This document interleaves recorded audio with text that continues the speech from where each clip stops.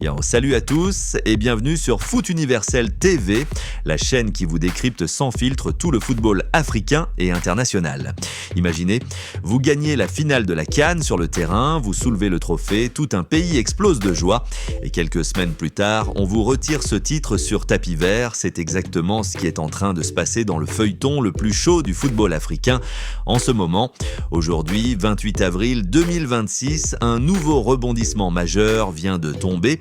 Le tribunal arbitral du sport, TAS, a fixé au 7 mai 2026 la date limite pour que le Maroc dépose son mémoire en défense dans l'affaire de la finale de la CAN 2025 contre le Sénégal.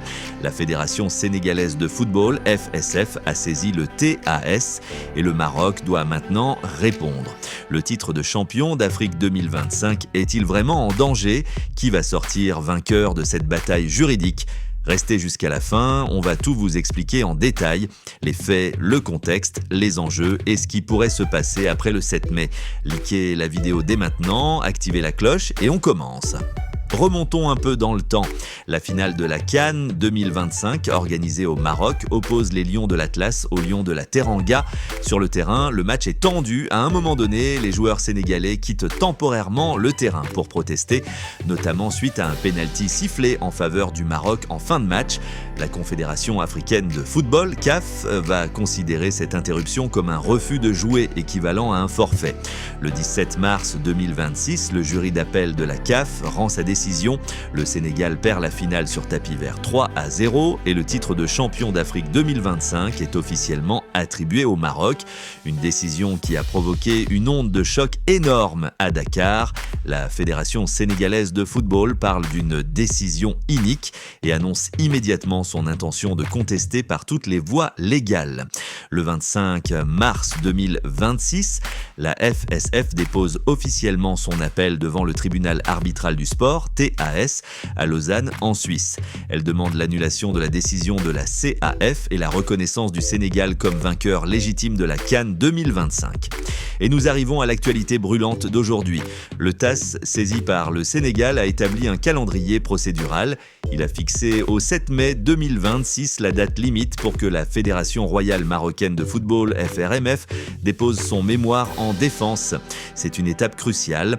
Le Maroc a donc moins de 10 jours à partir d'aujourd'hui pour préparer et transmettre un dossier solide contenant ses arguments juridiques, ses preuves et ses contre-arguments face aux revendications sénégalaises. Selon plusieurs sources fiables, dont le 360 Sport, WeSport et Sport News Africa, cette deadline a été notifiée officiellement à la FRMF. Le but de toute cette procédure est clair, déterminer officiellement qui est le vainqueur de la CAN 2025. Attention, ce n'est pas encore l'audience finale, c'est juste la phase des mémoires écrits. Après le 7 mai, le TAS pourra fixer d'autres délais, éventuellement une audience, et rendra sa décision finale plus tard. 17 mars 2026, décision CAF, Maroc champion 3-0. 25 mars 2026, FSF saisit le TAS 7 mai 2026, deadline FRMF pour mémoire en défense. Du côté sénégalais, la FSF conteste vigoureusement l'interprétation de la CAF. Pour eux, le fait que les joueurs aient quitté brièvement le terrain ne constitue pas un refus de jouer au sens des règlements.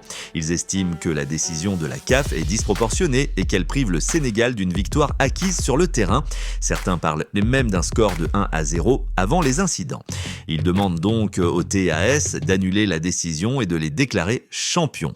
Du côté marocain, la FRMF et la CAF défendent que les règlements ont été appliqués correctement. Quitter le terrain pendant un match officiel, surtout en finale, peut être assimilé à un abandon. Le Maroc, en tant que pays organisateur et vainqueur administratif, estime avoir respecté les règles et veut conserver son titre. Le TAS, en tant qu'instance suprême et indépendante, va devoir trancher sur des questions très techniques. L'interruption du jeu équivaut-elle à un forfait ? La CAF a-t-elle correctement appliqué son règlement disciplinaire ?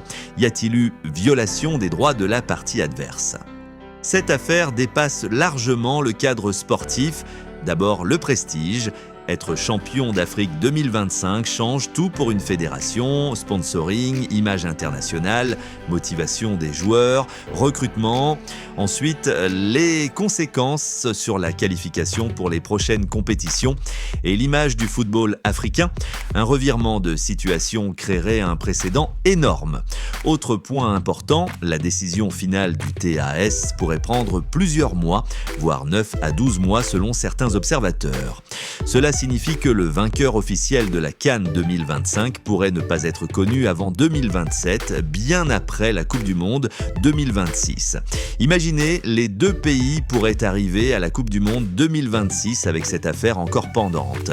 C'est inédit et ça risque de créer beaucoup de tensions pour le Maroc qui organise la CAN 2025 et qui est en pleine dynamique positive. Conserver ce titre serait une belle récompense. Pour le Sénégal, double champion d'Afrique en 2021 et 2022, avant cette édition, récupérer le trophée serait une question d'honneur national. Scénario 1, le Maroc dépose un mémoire très solide. Le TAS valide la décision de la CAF. Le Maroc reste champion.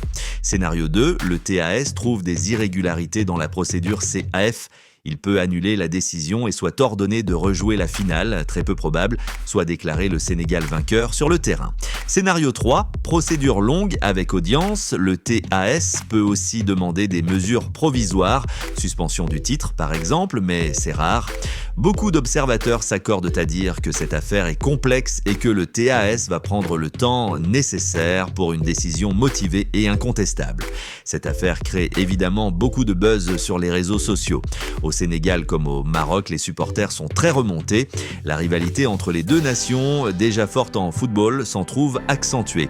La CAF, via son président Patrice Motsepe, tente d'apaiser les tensions et a promis d'améliorer les règlements pour éviter ce genre de situation à l'avenir. Du côté de la FRMF, dirigée par Fouzi Lekja, on reste confiant et on affirme coopérer pleinement avec le TAS. À la FSF, on prépare activement ce dossier avec des avocats spécialisés en droit du sport.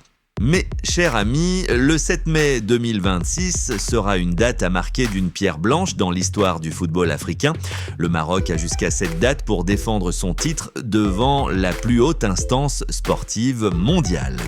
Quoi qu'il arrive, cette procédure montre à quel point le droit du sport est devenu central dans le football moderne.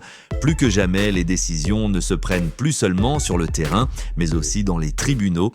Qu'en pensez-vous ? Est-ce que le Maroc va conserver son titre ? Le Sénégal a-t-il des chances de récupérer la couronne ? Ou est-ce que cette affaire va traîner pendant des mois ? Dites-moi tout dans les commentaires. Je lis absolument tout. Si vous voulez que je fasse une vidéo de suivi dès que le Maroc aura déposé son mémoire ou quand il y aura du nouveau, dites-le moi en commentaire avec le mot « suivi ». N'oubliez pas de liker, de partager cette vidéo à tous les amoureux du foot africain et de vous abonner à Foot Universel TV pour ne rien rater des prochains épisodes de ce feuilleton haletant. Merci d'avoir regardé jusqu'au bout. On se retrouve très vite pour une nouvelle vidéo. Portez-vous bien et que le meilleur gagne sur le terrain comme devant le TAS. Peace!